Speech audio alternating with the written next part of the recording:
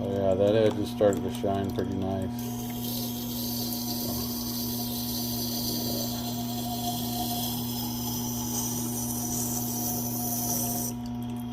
Okay, so now we're at the point where I think we've ground through most of what we want to grind through. And we're going to make real light passes. Just trying to get that burr and the apex right in the center. So we're not going to apply any pressure, just real light, smooth. Get up to the tip, pick up. We'll do this a few times back and forth, and that'll help that apex to get where it wants to be.